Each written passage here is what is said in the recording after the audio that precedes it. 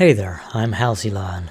Because this subject was highly requested by one person, today I would like to teach you all I know about tournaments in Mount & Blade 2 Bannerlord. If you follow this guide to the letter, you will not be able to win every single tournament reliably, but there are things you can do to improve your chances of achieving victory or mitigate your losses in case you get defeated.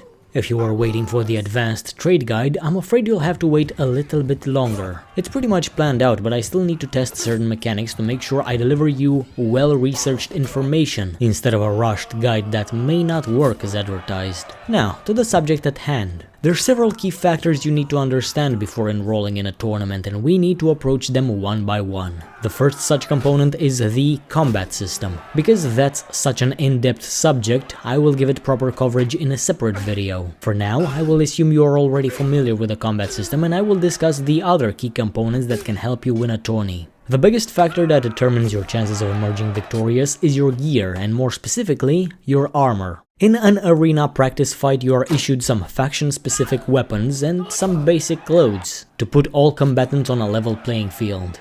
Tourneys do things similarly, but a bit different, because even though you are given the same weapons as everybody else, the armor you're wearing is your own, so it better possess some really good protection. Because you can be faced with adversaries wearing near impenetrable armor. If you barely scratch an opponent that can beat you in 3 hits, do you really have any chance of winning? Maybe, but that chance is very small. Without getting into great detail, armor has 2 important statistics: protection and weight. For battles, I try to find a good balance between these two, but in a tournament, I equip the heaviest armor I have. In this particular example, I change my light leather shoulder pads to an armored bearskin, effectively increasing my chest armor rating by 17. I could also have increased my head armor rating by 1, but I would have had to wear a helmet that is 3 times heavier than what I'm currently wearing, so I prefer to keep the lightweight headgear instead. If you're using the advice from my trade guide and you travel from town to town looking for offers, keep your eyes open for good armor pieces in your travels. Now, let's find a tournament. How do we do that? We head towards the nearest town, enter the arena, and if there's no tournament currently happening, we're going to have a chat with the arena master and ask him which nearby towns host competitions. Then, we ride. And before you head into the tourney, save your game just in case you lose the fight and would like to try again. I personally don't bother doing that, I don't mind losing from time to time. The second factor you need to consider before heading into a tournament is figuring out what culture the town belongs to, because competitions are based on the local customs. As I've said, during a match, even though you wear the armor you brought, you are not allowed to use your own weapons. Instead, you and your competitors are given pretty much the same weapons depending on the culture of the town you're in. Sturgeons fight with round shields and axes, Kuzaites will give you a horse and a bow, and in the Battanian town you can expect to fight with massive two-handers. But my favorite type of competition, and the one I feel I have the highest chance to win, is in a town whose culture favors sword and shield, more specifically, Imperial towns. It's important to remember that it doesn't matter which faction owns the town. I mean, most of my map has been taken over by the Battanians, but many of their towns maintain their original culture. Lageta, for example, used to be an Imperial town and it maintains its customs and traditions. In this town, I fought as an Imperial, primarily with sword and shield, and occasionally with bows or mounted spears. The reason I'm telling you this is because you have to know your strengths and weaknesses. If mounted archery is not in your skill set, you should probably avoid Kuzaites jousts, and if you're not confident in your ability to swing an axe twice your size, you shouldn't expect to win a Battanian tournament. Factor number 3 is the type of fight you will engage in during the tournament. Well, technically there's only 2 types of fights: team versus team, or a free-for-all between 4 teams. And this is usually indicated by the colors used in the round. In this example, during the tournament of Lageta,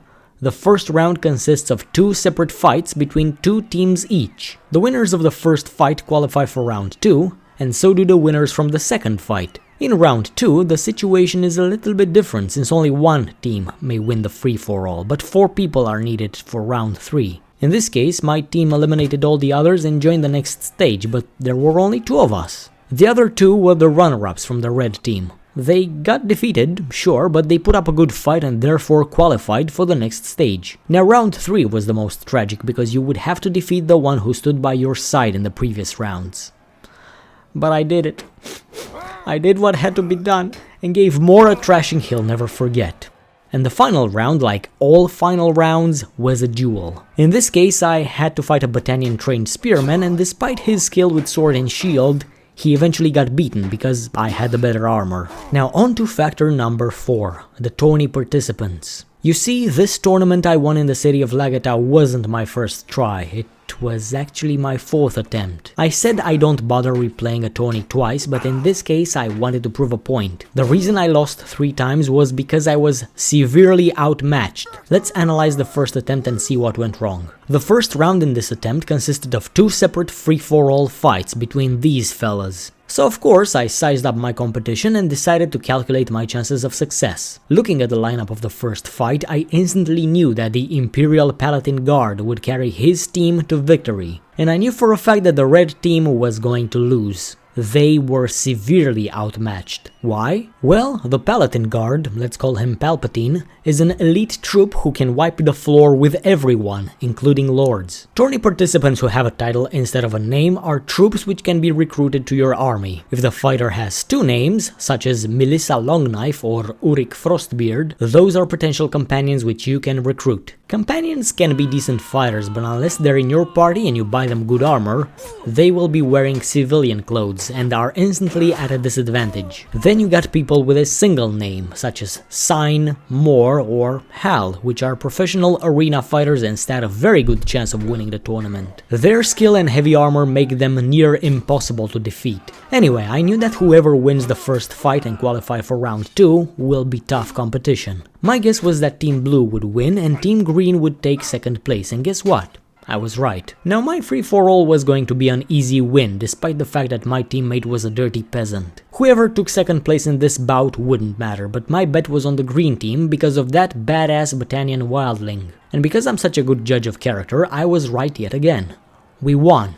And I retract calling my teammate a dirty peasant, for I was the one who fought dirty, keeping the wildling focused on me, as my partner filled his back with arrows. Now we graduated to round 2, but looking at the lineup, I knew my team was doomed. The wildling and I were decent fighters, but trash compared to Signed, Palpatine and the Sergeant. They stood a really good chance of winning and qualifying for the upcoming duels in round 3. And for the 3rd time, I predicted the outcome. My team died instantly and I was left in a 1v4 against well-armored and highly skilled opponents. If luck was on my side, I could have used my lance to deal extreme damage to enemies one by one, but my horse fell and on foot, with a spear and no shield, I could not win against one enemy, let alone 4. I lost. But I stuck around trying to guess who would win. Round 3, first fight was against Palpatine and the peasant. My prediction was that the peasant would lose within 5 seconds of meeting the guard, and I'm getting tired of saying I'm right, but I was. The second fight would be between a sergeant and Sign, and I knew this was going to be a tough matchup. I would have said that Sign was going to win the battle, but the sergeant's armor proved too tough. Unluckily for the sergeant, he was going to face Palpatine, and I was pretty sure he wasn't going to win. They're both experienced fighters wearing heavy armor, but the sergeant was highly trained in the use of crossbows, while the guard was a dedicated infantryman. If the duel was with a ranged weapon, Sarge would have won, but that was not the case. And Palpatine won that tournament. If we boil down the entire rant of factor number 4, it comes down to this. Know thy enemy. Why do you need to know your competition? Because of factor number 5, betting. In addition to the valuable prize you'll be awarded when you achieve victory, you can also bet a small amount of money on yourself. The most you can make from a single bet is 600 dinars, but with a catch. You see, you don't get 600 dinars when you win. You win 300 plus the 300 that was taken from you when you placed the bet. You should always calculate your bet winnings by detracting your initial amount invested. This is a bit misleading because when you win, it says you earned 1,700 dinars from betting, but in reality, you only got 500 when you detract the 1,200 that came out of your own pocket. If you're sure you can win a tournament, betting can be a decent source of money, but the risk is always going to be higher than the reward. So, combine factor 4 with factor 5, and if you're not 100% sure you can win against your competition, simply don't bet. Or if you do, maybe bet on the first round to get the most money and ignore the rest, because your winnings come with diminishing returns and the risk is far too great. If you want to make money from fighting, you're better off spamming practice fights in the arena and being the last man standing. That takes about 3 minutes, pays you 250 dinars and carries no financial risk to you, unlike betting. But as I've said, if you're 100% confident you will win the tourney, the 500 gold you get from your bets is a decent source of money, on top of the pricey prize you're going to take. Alright, let's recap all the factors you need to consider to improve your chances in the arena. Number 1. Wear good armor. Number 2. Be prepared to adhere to the local cultures. Sturgs fight with axe and shield, imps fight with sword and shield, and bats fight with huge two-handers. Know what you're good at. Personally, I'm trash at blocking without a shield, so I tend to avoid Battanian tournaments. Number 3. Depending on the type of fight you're in, you can adapt your strategy and employ different tactics to improve your chances of success. I'll expand this subject in the next section of this guide. Number 4. Know your competition. If you're up against paladin guards, sergeants and lords, accept the fact that your chances of winning are low.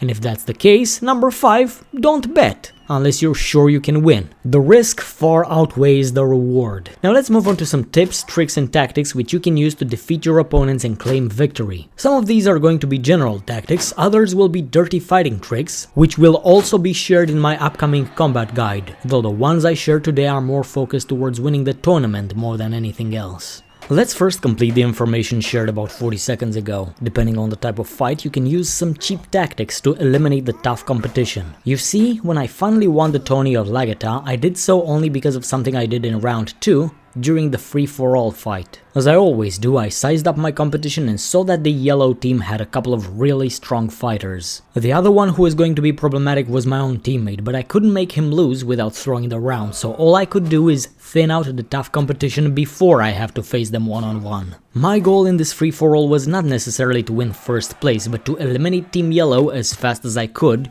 so that I wouldn't have to fight any of them in a duel. And with the help of more, they were the first to fall. Eventually I had to fight my own teammate, but I won the fight and eventually the whole tournament. Free-for-alls can be abused another way. Let's say it's a 4-man FFA, and while 2 fighters are battling it out in one corner of the arena, you're faced with a guy that's a tad too strong for you.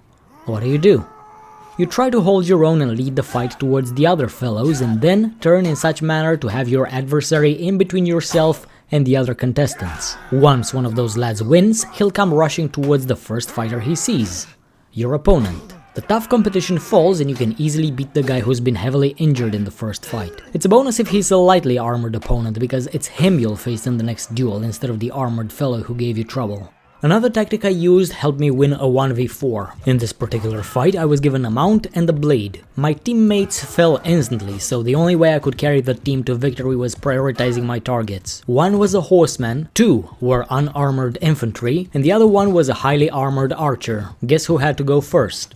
You guessed it correctly, the archer. Not necessarily because he could have easily killed my horse with an arrow, leaving me on foot against 4 opponents, but because without a horse I couldn't easily breach his armor. You see, armor absorbs damage, but when that damage comes at you with a speed of 20 miles per hour, you're gonna feel it. Now my next priority was getting rid of the annoying infantry. I left the horseman to his own devices because if I dismounted him, I would have faced 3 enemies bunched together, and they would have had a higher chance of killing my horse and overwhelming me. Boyar Volition, my own companion, fell next, then the other guy, and finally I dismounted the Merc Scout and eventually gave his beard a really close shave. What did I do?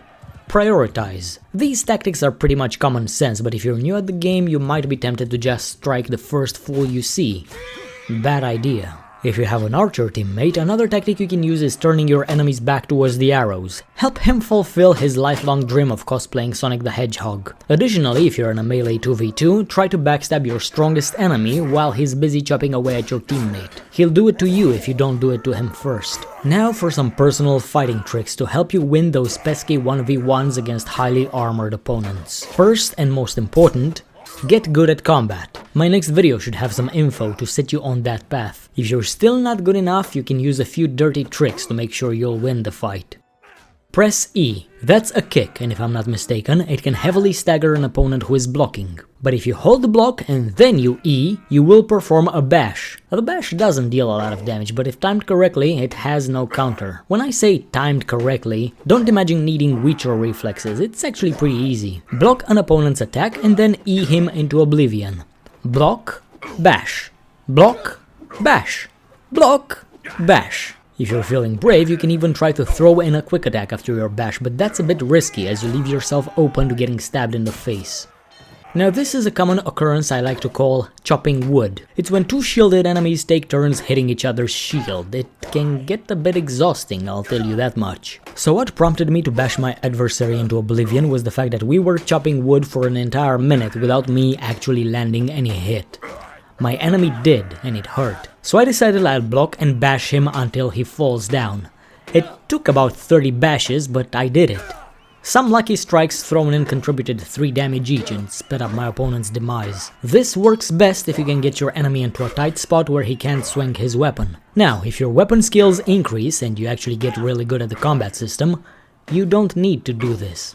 You can beat an opponent without having to use cheese tactics. Speaking of which, there's this perk in the one-handed skill tree, offering me a 50% bash damage increase, and for the sake of more easily winning tournaments, I was tempted to take it. But then I thought that the difference between a master swordsman and a regular soldier is how fast you can actually attack, and so I took the 4% swing speed increase, which is something you should do too. Oh, and finally, before I forget, another thing I do in fights with multiple opponents is grab any weapon from the ground if I don't like my current one. Take this 2v2 for example. I managed to beat one opponent with my spear, but the other one was more skilled with a spear than I was. So I managed to grab an axe from the ground and easily defeat him. You can especially do this if you're without a shield. Simply grab shields dropped by the unlucky fighters of the arena. There's a lot more tactics you can use to win tournaments, but if I were to list everything I know about combat, this would be a very long video. Because of the current climate of Bannerlord content on YouTube, it would be very stupid of me to waste an entire week editing such a long video, so this was all I had to share for today. An over-analysis of the tournament mechanics which, when understood, will slightly stack the odds of winning in your favor. I don't know if this video was needed, maybe it is a waste of time, but if it helps even one person understand some mechanic that they didn't consider, I have achieved my mission. Besides my combat tutorial, I also have an advanced trading guide prepared and hopefully many more. Now, to get personal again, there's a lot of people on YouTube covering this game and making guides. Maybe their content is better than mine, I wouldn't know, I don't watch other YouTubers until after I've done my own videos. Because if I watch someone else's guide, I could get the wrong impression that I have nothing unique to add and lose any motivation to make my own video. Regardless of who makes what videos, I don't care. I'm making my own series of tutorials for Bannerlord and I will overanalyze the hell out of everything, as I always do. Maybe I'll contribute some nuggets of information nobody else thought of, and if I do that, that's a victory in my book, even if each video ends up earning 200 views, like my previous series. But I don't care anymore. For those who have enjoyed my Kingdom Come content, don't worry, more streams and videos are coming very soon if everything goes smoothly for me. In this period I will mostly focus on Bannerlord, that's the smart thing to do, but I will still do a bit of KCD when I have the time. Anyway, lads and lasses, thanks for listening and I hope to see you again very soon. Goodbye.